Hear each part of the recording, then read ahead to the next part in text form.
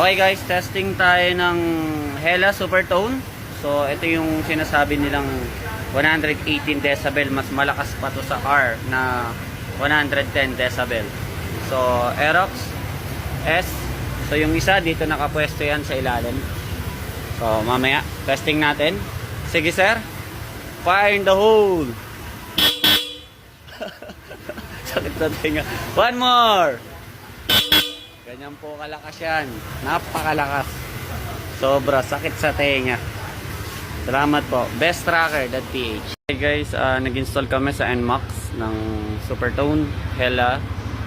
So dito namin nilagay sa kabilaan. So pinaka-bracket na matigas. So testing tayo. Sir, pabusina. Anong kalakas? One more. Sige pa. Bilang side.